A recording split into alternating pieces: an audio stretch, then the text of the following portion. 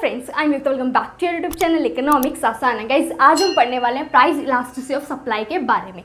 Guys इससे पहले हम पढ़ चुके प्राइस इलास्टिसिटी ऑफ डिमांड, तो हमने देखा था प्राइस इलास्टिसिटी ऑफ डिमांड में कि प्राइस की वजह से डिमांड में कितना चेंज आ रहा है। तो सेम इसी तरीके से हम प्राइस इलास्टिसिटी सप्लाई में क्या देखेंगे कि प्राइस की वजह से सप्लाई कितनी चेंज हो रही है।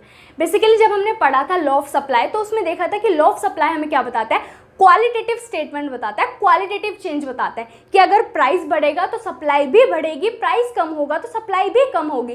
बट ये नहीं बताता कि कितने परसेंट से बढ़ेगी या कितने परसेंट से डिक्रीज होगी, क्वांटिटी नहीं बताता।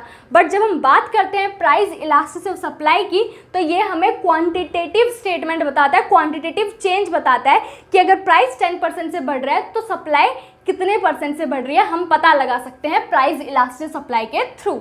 तो प्राइस इलास्टिसिटी ऑफ सप्लाई में इलास्टिसिटी का मतलब क्या है, बेसिकली चेंज, कि प्राइस में जब चेंजेस आ रहे हैं तो सप्लाई कितनी चेंज हो रही है, that is price elasticity of supply.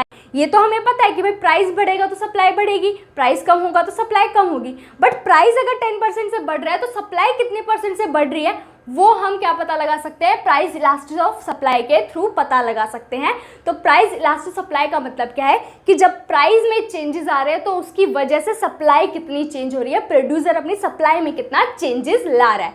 तो डेफिनेशन क्या है प्राइस इलास्टिसिटी ऑफ सप्लाई की, price elasticity of supply refers to the degree of responsiveness of supply of a commodity with refers to change in price of such commodity. कि basically price elasticity of supply हमें क्या बताता है कि कितना degree of responsiveness आया, supply कितनी degree change हुई जब उसके प्राइस में चेंजेस आए। तो ड्यू टू प्राइस सप्लाई में कितना चेंज आया, that is price elasticity of supply. हम मेजर कर सकते हैं कि प्राइस की वजह से सप्लाई में कितना चेंज आया। तो प्राइस इलास्टिसिटी ऑफ सप्लाई का मतलब क्या है कि प्राइस की वजह से सप्लाई में कितना चेंज आया, सप्लाई ने क्या रिस्पॉन्स करा, कितनी वो इंक्रीज या डिक्रीज हुई due to own price of the commodity. यहाँ पर अदर फैक्टर्स नहीं लेकर चलते हम, कौन सा फैक्टर लेकर चलते हैं, on price of the commodity की वजह से, उस कमोडिटी के खुद की प्राइस की वजह से सप्लाई में कितना चेंज आया। अदर फैक्टर्स क्या है भाई, कांस्टेंट है, सेट्रस पैरिबस है। तो देख लेते हैं भाई किस तरीके से हम प्राइस इलास्टिसिटी ऑफ सप्लाई को मेजर करेंगे। तो मेजर करने का हम आज फर्स्ट मेथड पढ़ने वाले हैं, जो कि क्या है, परसेंटेज, या जिसको हम प्रोपोर्शनेट मेथड भी बोलते हैं।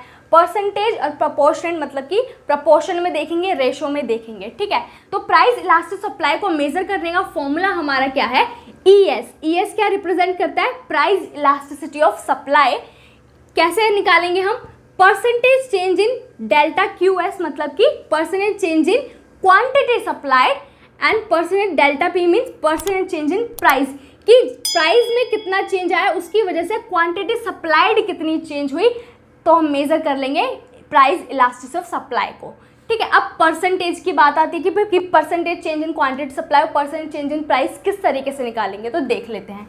Percentage change in quantity supply कैसे निकालते हैं हम, डेल्टा Q अपॉन में Q इंटू में 100, और परसेंटेज चेंज इन प्राइस कैसे निकालते हैं हम, डेल्टा P अपॉन में P इंटू में 100। अब भाई ये डेल्टा Q और डेल्टा P क्या है, डेल्टा Q क्या है, Q1 माइनस Q, Q1 होता है हमारी न्यू क्वांटिटी और Q होती है मेरी इनिशियल क्वांटिटी, ठीक है। Delta P change in price कैसे निकालेंगे, P1 माइनस P, P1 होगा मेरा न्यू प्राइस और P होगा मेरा इनिशियल प्राइस, तो डेल्टा P निकल के आ जाएगा, ठीक है। तो डेल्टा Q होगा क्या, चेंज इन क्वांटिटी, जो कि कैसे निकालेंगे, Q1 माइनस Q मतलब new quantity minus initial quantity, upon में Q आ जाएगा, इंटू 100 कर देंगे तो percent change in quantity supply आ जाएगा। देन बात करें डेल्टा P कैसे निकालेंगे, P1 माइनस P मतलब new price minus old price initial price, तो डेल्टा P अपॉन में P इनिशियल प्राइस रखेंगे, P इंटू में 100 कर देंगे तो परसेंट चेंज इन प्राइस आ जाएगा, ठीक है। अब अगर बात करें तो यहाँ पे देखो 100 से 100 कट जाएगा, और ये हमारा जो फ्रैक्शन में बचा, तो हमें पता है भाई अंदर वाले को अंदर वाले से मल्टीप्लाई करते हैं और बाहर वाले को बाहर वाले से मल्टीप्लाई करते हैं। तो मेरा क्या आ जाएगा, फॉर्मूला निकल के डेल्टा Q अपॉन में डेल्टा P इंटू में P अपॉन में Q, ठीक है। अब जब मैं इलास्टिसिटी ऑफ सप्लाई कैलकुलेट करूंगी, या तो मैं परसेंटेज मेथड अप्लाई कर लूँ या फिर प्रोपोर्शनेट मेथड अप्लाई कर लूँ, आंसर दोनों से सेम ही आना है, ठीक है। कोई भी मेथड तुम अप्लाई कर लो। बेसिकली क्या है, परसेंटेज मेथड से ये प्रोपोर्शनेट मेथड ही डिराइव हुआ है, वो हमने देख लिया किस तरीके से डिराइव हुआ है। एक क्वेश्चन कर लेते हैं, अच्छे से समझ में आ जाएगा। प्राइस लेकर चल रहे हैं, हमारा प्राइस इनिशियल प्राइस क्या है 10 है, क्वांटिटी इनिशियल क्वांटिटी क्या है 50 है, न्यू प्राइस क्या आ गया मेरा 12 आ गया और न्यू क्वांटिटी क्या आ गई 70 आ गई। ठीक है, तो अब इलास्टिसिटी ऑफ सप्लाई कैसे कैलकुलेट करेंगे वो एक बार हम देख लेते हैं। तो ES क्या है हमारा, प्राइस इलास्टिसिटी ऑफ सप्लाई, और कैसे निकालेंगे, percentage change in quantity supplied upon में परसेंटेज चेंज इन प्राइस। ठीक है, तो सबसे पहले निकाल लेते हैं हम percentage change in quantity supplied. कैसे निकालेंगे, डेल्टा Q अपॉन में Q इंटू में 100। अब डेल्टा Q मेरा क्या है, 50 मेरी क्या है इनिशियल क्वांटिटी, 70 मेरी क्या है न्यू क्वांटिटी। तो न्यू क्वांटिटी में से जब मैं इनिशियल क्वांटिटी माइनस कर दूंगी, है ना, Q1 माइनस Q कर दूंगी, तो मेरा क्या आ जाएगा, चेंज इन क्वांटिटी आ जाएगा, जो कि मेरा क्या है 20 है। 20 इनिशियल क्वांटिटी मेरी क्या थी 50 इंटू 100, ये आ गया मेरा क्या 40%। ठीक है, परसेंटेज चेंज इन प्राइस निकाल लेते हैं। तो चेंज इन प्राइस कैसे निकालेंगे, इनिशियल प्राइस मेरा क्या है 10 है, न्यू प्राइस 12 है, तो न्यू माइनस ओल्ड कर देंगे, P1 माइनस P कर देंगे, 2 आ जाएगा मेरा 2। इनिशियल प्राइस क्या है 10 इंटू में 100 कर देंगे, तो ये आ जाएगा मेरा 20%। फॉर्मूले में हम वैल्यू पुट कर देते हैं। Percent change in quantity supply कितना आया 40%, परसेंट चेंज इन प्राइस कितना आया 20%, काट देते हैं इसको। तो मेरी इलास्टिसिटी ऑफ सप्लाई कितनी आई 2i, इलास्टिक सप्लाई कितनी आई 2i। ठीक है, तो इस तरीके से हम क्या करेंगे, कैलकुलेट कर सकते हैं इलास्टिसिटी ऑफ सप्लाई कि प्राइस की वजह से क्वांटिटी सप्लाइड में कितना चेंज आया। ठीक है, कि प्राइस जो है मेरा क्या हुआ, अगर हम यहाँ पर देखें कि प्राइस 20% से चेंज हुआ तो क्वांटिटी क्या हुई 40% से चेंज हुई, इसलिए इलास्टिसिटी ऑफ सप्लाई क्या आ गई मेरी 2 आ गई। क्लियर हो गया होगा। अब ये तो हमने देख लिया कि परसेंटेज मेथड से किस तरीके से कैलकुलेट करेंगे। मेरी जो इलास्टिसिटी ऑफ सप्लाई आई थी वो 2 आई थी। ठीक है, तो अगर हम प्रपोर्शनेट मेथड देखें तो इससे भी सेम ही आएगी। देख लेते हैं कैसे निकालेंगे। Change in quantity supplied 70 minus 50 20 आएगा। ठीक है, चेंज इन प्राइस क्या आएगा 12 माइनस 10 2 आएगा। इनिशियल प्राइस मेरा क्या है 10 है, इनिशियल क्वांटिटी क्या है मेरी 50 है, काट देंगे हम इसको 2। बेसिकली सेम ही आना है क्योंकि परसेंटेज मेथड से ही क्या हुआ है, प्रोपोर्शनेट मेथड डिराइव हुआ है। ठीक है, इसलिए हम इसको परसेंटेज और प्रोपोर्शनेट मेथड दोनों बोलते हैं। तो इलास्टिसिटी सप्लाई कितनी आई 2 आई। अब क्या है भाई, इलास्टिसिटी सप्लाई के बेसिस पर हमने कुछ kind of elasticity supply classify करे हैं। बेसिकली कुछ काइंड्स हैं इलास्टिसिटी सप्लाई के। देख लेते हैं कि कब जो है इलास्टिसिटी सप्लाई मेरी इनफाइनाइट आएगी, 0 आएगी, ग्रेटर देन 1 आएगी, लेस देन 1 आएगी, इक्वल टू 1 आएगी, कब आएगी वो एक बार हम देख लेते हैं। जैसे हमने प्राइस इलास्टिसिटी ऑफ डिमांड में पढ़ा था, उसी तरीके से हम यहाँ पर भी 5 तरह की इलास्टिसिटी पढ़ने वाले हैं, 5 टाइप्स ऑफ इलास्टिक सप्लाई पढ़ने वाले हैं। तो फर्स्ट हमारा टाइप क्या है, परफेक्टली इलास्टिक सप्लाई। अब नेम से ही समझ में आ रहा है परफेक्टली इलास्टिक सप्लाई मतलब सप्लाई जो परफेक्टली इलास्टिक है, मतलब चेंज हो रही है। कैसे हो रही है, एग्जाम्पल के थ्रू देखो। प्राइस क्या है मेरा 30 30 30 कॉन्स्टेंट है, पर सप्लाई क्या है 100 200 300 कॉन्टिन्यूसली बढ़ती जा रही है। तो प्राइस के सेम होने पर भी सप्लाई बढ़ रही है, तो मतलब क्या है कि मेरी जो सप्लाई है वो क्या है, परफेक्टली इलास्टिक है, कि प्राइस कांस्टेंट है फिर भी सप्लाई जो है वो इंक्रीज होती जा रही है, चेंज होती जा रही है। ठीक है, तो अब किस तरीके से हम ES कैलकुलेट करेंगे वो एक बार हम देख लेते हैं। बेसिकली परफेक्टली इलास्टिक सप्लाई में ES जो है वो इनफाइनाइट आती है। एग्जाम्पल के थ्रू हम देख लेते हैं कि इनिशियल प्राइस क्या है 30, न्यू प्राइस आया 30। ठीक है, इनिशियल क्वांटिटी क्या है 100, न्यू क्वांटिटी आई 200। तो निकाल लेते हैं हम ES कैसे कैलकुलेट करेंगे, percentage change in quantity supplied upon में परसेंटेज चेंज इन प्राइस। ठीक है, तो percentage change in quantity supply कैसे निकालेंगे हम कि क्वांटिटी में कितना चेंज आया, new quantity minus old quantity 100 का चेंज आया,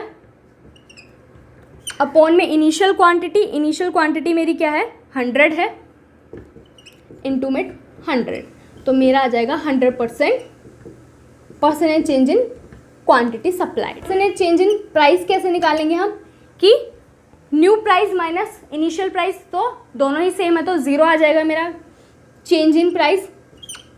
देन इनिशियल प्राइस मेरा 30 है इंटू 100।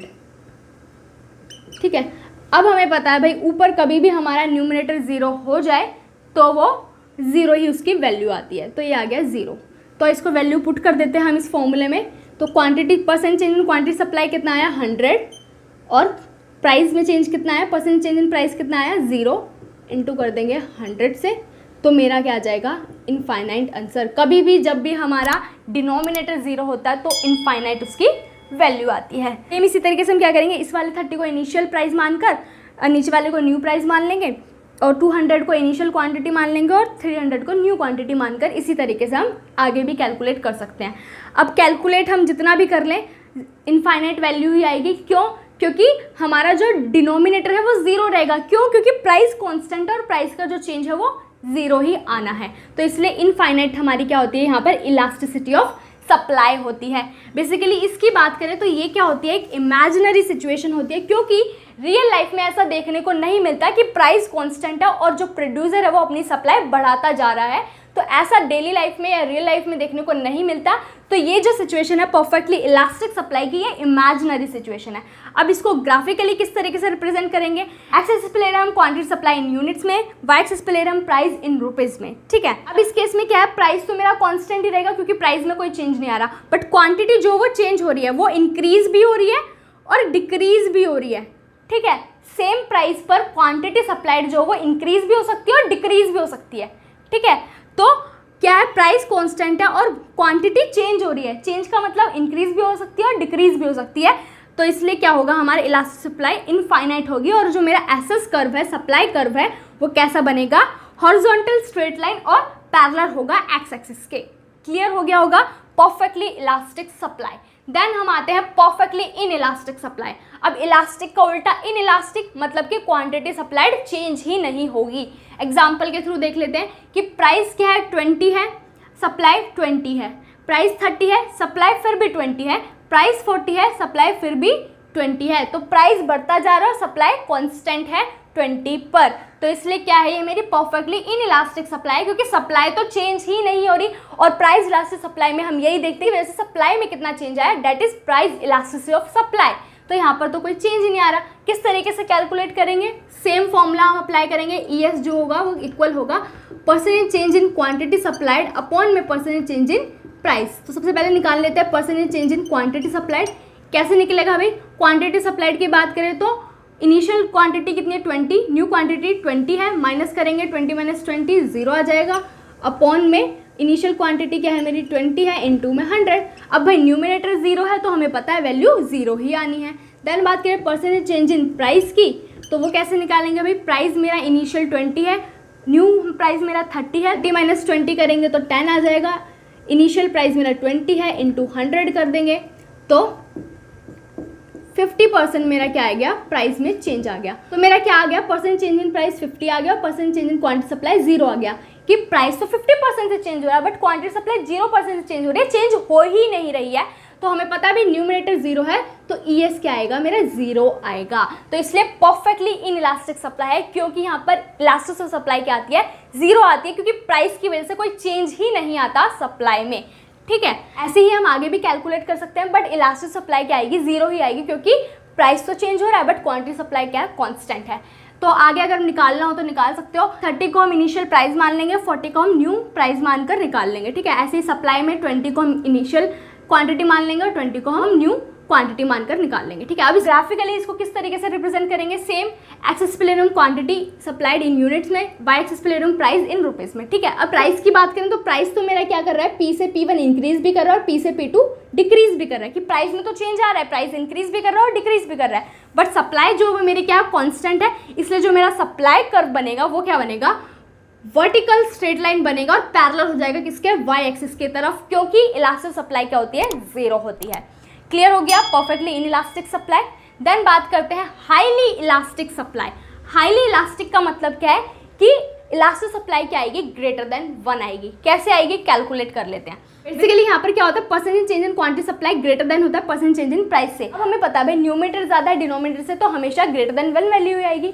कैलकुलेट भी करके देख लेते हैं। तो ES क्या होगा मेरा, percentage change in quantity supplied upon में परसेंटेज चेंज इन प्राइस। तो percentage change in quantity supplied निकाल लेते हैं।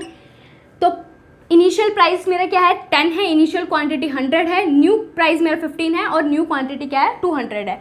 तो निकाल लेते हैं, 200 माइनस 100 आ जाएगा, इनिशियल क्वांटिटी 100 है इंटू 100, तो ये आ जाएगा मेरा 100%। ठीक है, ये मेरा क्या आ गया, 100%। Percent change in quantity supply. Then percentage change in price निकाल लेते हैं, वो क्या आएगा मेरा 15 माइनस 10 5, इनिशियल प्राइस 10 है इंटू 100 50%, 50 तो वैल्यू मेरी क्या आएगी 2, मोर देन 1 वैल्यू आएगी। तो इसलिए हम इसको बोल रहे हैं हाईली इलास्टिक सप्लाई। क्यों? क्योंकि यहाँ पे इलास्टिक सप्लाई जो है वो ग्रेटर देन 1 वैल्यू होती है। क्यों? क्योंकि percentage change in quantity supply ज़्यादा होता है as compare to percentage change in price. कि प्राइस में तो थोड़ा चेंज आता है, कि प्राइस में तो 50% चेंज आया, बट क्वांटिटी सप्लाई जो है वो 100% चेंज हो गई। इसलिए इलास्टिक सप्लाई क्या होगी, ग्रेटर देन 1 होगी। हमने कैलकुलेट करके भी इसको देख लिया। ग्राफिकली किस तरीके से रिप्रेजेंट करेंगे, वही एक्स एक्सिस पे ले रहे हम क्वांटिटी सप्लाइड इन यूनिट्स में, वाई एक्सिस पे ले रहे हम प्राइस इन रुपीज़ में। ठीक है, कि इनिशियल प्राइस मेरा पी था और इनिशियल क्वांटिटी मेरी क्यू थी। ठीक है, जैसे ही प्राइस पी से P1 इंक्रीज हुआ, क्वांटिटी क्यू से Q1 इंक्रीज हो गई, तो क्वांटिटी में ज़्यादा चेंज आया एज कम्पेयर टू प्राइस, इसलिए इलास्टिक सप्लाई क्या होगी, ग्रेटर देन 1 होगी। ठीक है, और जो मेरा सप्लाई कर्व है वो क्या बनेगा, वो वाई एक्सिस से स्टार्ट होगा। वाई एक्सिस से क्यों स्टार्ट होगा, क्योंकि क्वांटिटी सप्लाइड में ज़्यादा चेंज आ रहा है एज कम्पेयर टू प्राइस। ठीक है, तो वाई एक्सिस से हमारा क्या होगा, सप्लाई कर्व स्टार्ट होगा। बात करते हैं less elastic supply. Less elastic supply क्या होगा, अपोजिट हो जाएगा हाईली इलास्टिक सप्लाई के, क्योंकि हाईली इलास्टिक में क्या था कि ES की वैल्यू जो थी वो ग्रेटर देन 1 थी। यहाँ पर अपोजिट हो जाएगा कि ES की वैल्यू लेस देन 1 आएगी। क्यों? क्योंकि यहाँ पर percentage change in quantity supplied क्या होता है, लेस देन होता है परसेंटेज चेंज इन प्राइस से। कैसे होता है, कैलकुलेट कर लेते हैं। सेम फॉर्मूला हम लगाएंगे, ES क्या होगा, percentage change in quantity supplied upon में percentage change in price. Percentage change in quantity supplied किस तरीके से निकालेंगे, इनिशियल प्राइस 10 है, इनिशियल क्वांटिटी 100 है, प्राइस 15 है, न्यू क्वांटिटी 120 है। ठीक है, तो चेंज इन क्यू कितना आया, 120 माइनस 100 20 आया, इनिशियल क्वांटिटी 100 है, इंटू 100 कर देंगे तो 20% आया। देन बात करें परसेंटेज चेंज इन प्राइस, कितना चेंज आया, 15 माइनस 10 5, इनिशियल प्राइस 10 है, इंटू 100 50%। कि क्वांटिटी सप्लाइड में कितना परसेंट चेंज आया, 20%, और प्राइस में कितना परसेंट चेंज आया, 50%। ठीक है, तो मेरी जो वैल्यू आएगी वो लेस देन 1 आएगी। कैसे आएगी भाई, इसको काटेंगे तो हम 0.4। ठीक है, तो यहाँ पर इलास्टिक सप्लाई क्या आएगी, लेस देन 1 आएगी। क्यों? ऑब्वियस सी बात है यार कि न्यूमरेटर लेस देन है, डिनोमिनेटर से तो लेस देन 1 वैल्यू ही आनी है। ठीक है, तो बेसिकली यहाँ पर क्या होता है कि प्राइस में तो ज़्यादा चेंज आता है, बट क्वांटिटी सप्लाइड में कम चेंज आता है एज कम्पेयर टू प्राइस। ठीक है, हमने कैलकुलेट करके इसको देख लिया। अब ग्राफिकली किस तरीके से रिप्रेजेंट करेंगे, वही एक्सिस पे ले रहे हम क्वांटिटी सप्लाइड इन यूनिट्स में, वाई एक्सिस पे ले रहे हम प्राइस इन रुपीज़ में। पी पर क्यू क्वांटिटी जो है सप्लाई कर रहा है प्रोड्यूसर, जैसे ही पी से P1 की प्राइस तो इतना ज़्यादा बढ़ गया, क्वांटिटी सप्लाइड सिर्फ इतनी ही बढ़ी, तो इसलिए हमारा जो एसएस कर्व है सप्लाई कर्व, वो एक्स एक्सिस से स्टार्ट होता है, क्योंकि प्राइस में ज़्यादा चेंज आता है as compare to quantity supplied. ठीक है, इसलिए इलास्टिक सप्लाई क्या होती है, लेस देन 1 होती है। देन बात करें यूनिटरी इलास्टिक सप्लाई।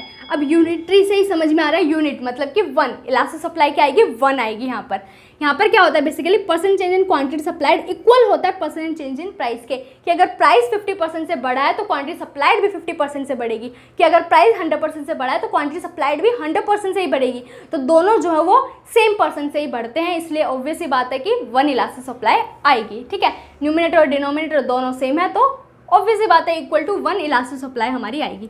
कैसे कैलकुलेट करेंगे वो भी हम एक बार देख लेते हैं।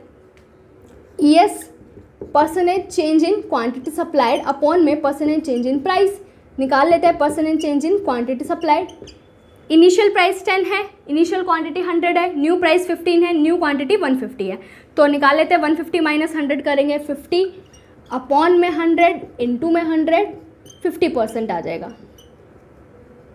ठीक है, then percentage change in price निकालेंगे तो वो क्या आएगा मेरा 15 माइनस 10 5 अपॉन में 10 इंटू में 100, तो ये भी मेरा क्या आ गया 50% आ गया। ठीक है, तो इसको वैल्यू पुट कर देंगे 50 अपॉन में 50 इक्वल टू 1 वैल्यू ही आएगी। ठीक है, तो यहाँ पर क्या है, यूनिटरी इलास्टिक होती है, परसेंट चेंज प्राइस में आएगा उतना परसेंट चेंज ही क्वांटिटी सप्लाइड में आएगा। ग्राफिकली रिप्रेजेंट करेंगे तो एक्सिस पे ले रहे हैं क्वांटिटी सप्लाइड इन यूनिट्स में, वाई एक्सिस पे ले रहे हैं प्राइस इन रुपीज़ में, कि पी पर क्यू क्वांटिटी सप्लाइड कर रहा है प्रोड्यूसर, जैसे ही पी से P1 प्राइस बढ़ा, पी से P1 प्राइस बढ़ा तो क्यू से Q1 क्वांटिटी बढ़ जाएगी, जितना प्राइस बढ़ा उतनी ही क्वांटिटी बढ़ी है। इसलिए जो मेरा सप्लाई कर्व है वो ओरिजिन से स्टार्ट होता है, क्योंकि दोनों में क्या आता है, सेम चेंज आता है, जो हमारा परसेंटेज चेंज आया वो दोनों में ही क्या आया, सेम आया। ठीक है, तो ये हमने गाइस पढ़ा price elasticity of supply. Price elasticity supply का मतलब क्या है कि प्राइस की वजह से, price of the own commodity की वजह से कितना चेंज आया सप्लाई में, that is price elastic supply. Price elastic supply क्या होगा हमारा कि प्राइस की वजह से सप्लाई में कितना चेंज आया, प्राइस की वजह से सप्लाई ने क्या रिस्पॉन्स करा, कितने परसेंट से बढ़ेगी कम होगी, वो हम प्राइस इलास्टिक सप्लाई में कैलकुलेट कर सकते हैं, क्योंकि ये क्वांटिटेटिव होती है, क्वांटिटेटिव चेंज हमें बताती है। बट लॉ ऑफ सप्लाई की जब हमने बात करी तो वो सिर्फ क्वालिटेटिव स्टेटमेंट बता रही थी। बट यहाँ पर हम पता लगा सकते हैं कि प्राइस 10% से बढ़ा है तो क्वांटिटी सप्लाइड कितनी परसेंट से बढ़ी है वो हम यहाँ पर पता लगा सकते हैं। ठीक है, परसेंटेज मेथड और प्रोपोर्शनल मेथड के थ्रू हमने कैलकुलेट भी करना सीखा इलास्टिक सप्लाई को।